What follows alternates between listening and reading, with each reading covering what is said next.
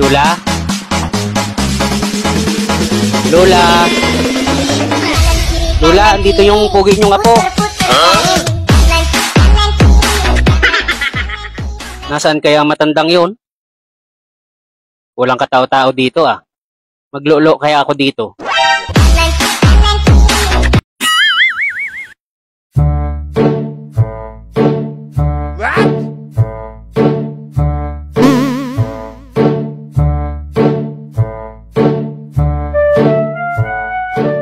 Ano kayang ginagawa ng matandang ito? Pati naman basura hakot pa dito sa loob. Talagang pag natanda na, iba na ang takbo ng isip.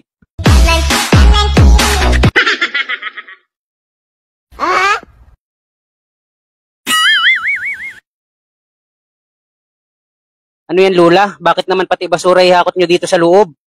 Ano na kayo, ah? Ba't ko akutin ng basura sa loob? Kupal ka ba?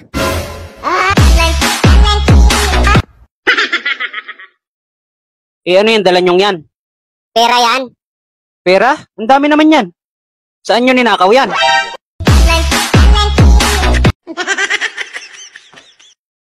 Bakit naman ako magnanakaw kung kaya ko naman kumita sa malinis na paraan?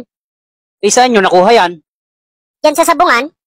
Aba, marunong na kayo magsabong ngayon? Hindi, may bago akong negosyo dyan sa likod bahay. Aba, anong negosyo yon? Eh, di ba yung sabungan ni nandyan sa likod ng bahay ko? Tapos yung pader nung sabungan ni may butas. Eh, yung mga magsasabong, doon na umihi ng umihi. Nilulusot yung mga manoy nila doon sa butas. Eh, dyan naman sa mga halaman ko napatak yung ihi, kaya pala nagkakamatay. Ayo, pag hindi naman nagbigay, puputulin ko naman eh.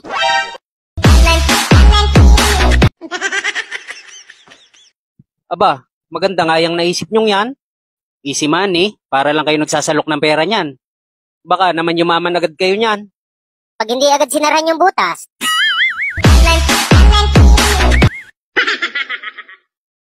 Eh, kung sakaling sara nila yung butas, di butasan nyo na lang uli. What? Pwede. Ako rin naman nagbutas nung una eh. Huh? Ingat lang kayo at baka biglang ang ilusot doon ni paa ng manok na may tari. What? Tapos bigla nyong dadakutin, ay putol ang kamay nyo.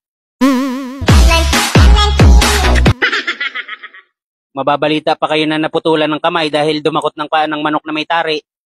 Sasabihin lang ng mga tao eh, ang tanga naman na matandang yon. Alam na tari, dadakutin. Tapos malalaman ng mga tao na lola ko kayo. E di ako pa masasabihan na ang pugi-pugi mo tapos ganun yung lola mo.